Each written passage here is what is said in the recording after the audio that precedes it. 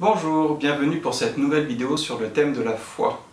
Aujourd'hui, Lise Bourbeau introduit la question en nous livrant la réponse à la question d'hier. Elle nous dit « À chaque fois que je manque de foi, c'est une croyance, une de mes croyances qui prend la décision à ma place. » La formulation peut surprendre, étant donné que les croyances, ce sont des choses que nous avons nous-mêmes inscrites en nous.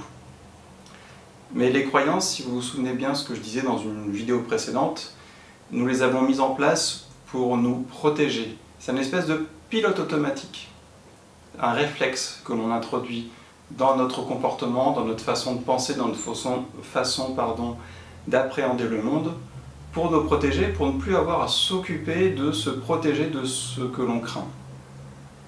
Du coup, voilà, c'est un espèce de pilote automatique et quelque part ça fait comme si c'était un petit peu indépendant. Et d'ailleurs, c'est bien le cas puisqu'on a beaucoup de mal à aller contre nos croyances. La question du jour est: suis-je prêt à décider en fonction de mes besoins plutôt que de laisser mes croyances décider à ma place? On introduit le mot besoin. Ça nécessite de faire un petit éclaircissement, un petit aparté en tout cas, sur la différence entre désir et besoin. Un besoin, c'est quelque chose qui est fondamental. Si ce besoin n'est pas comblé, notre vie, la vie en dépend. Un désir, c'est quelque chose qui fait aller de l'avant, c'est une espèce de moteur dans la vie. Un désir, s'il n'est pas comblé, la vie n'est pas menacée. Ceci étant, suivant les courants que l'on peut regarder, suivant les professionnels, que ce soit des psys, des philosophes ou autres, que l'on va regarder, certains disent que derrière un désir, il y a un besoin. Ceci étant, c'est un besoin qui est déjà grandement comblé, parce que sinon ce ne serait pas juste un désir, ce serait vraiment un besoin.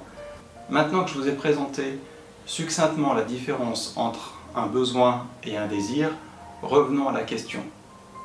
La question est: à quel point êtes-vous prêt, à partir de maintenant, à choisir en fonction de vos besoins plutôt que de laisser vos croyances décider?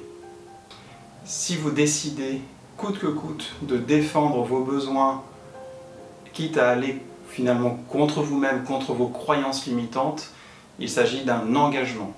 En engagement de vous à vous.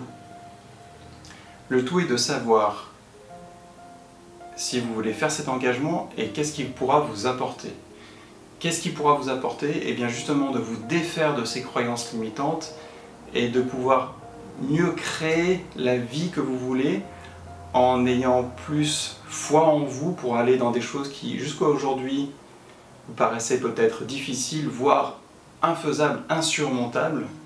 Mais le fait de décider aujourd'hui pour vous de privilégier la défense de vos besoins plutôt que de laisser vos croyances décider lorsque vous avez vraiment un besoin important à combler et du coup une croyance qui peut être relativement forte et des peurs assez fortes, si vous privilégiez la voie de vos besoins, vous allez être encore plus acteur de votre vie, la maîtriser, l'orienter vers où vous voulez et vous dépasser, sortir de votre zone de confort.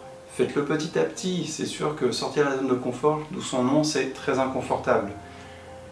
Mais petit à petit, pas après pas, c'est vraiment une façon de reprendre vraiment contrôle de sa vie, et de se dépasser et de se surprendre à faire des choses qu'on pensait impossibles. Je vous laisse là-dessus, je vous remercie d'avoir regardé la vidéo. Je vous en prie, abonnez-vous, commentez, partagez, dites-moi ce que vous pensez de tout ça, de ce que vous pensez de cette question, des vidéos, ce que je pourrais essayer d'améliorer. Et j'essaierai d'en tenir compte du mieux que je peux. Et je vous souhaite une très belle journée. À demain!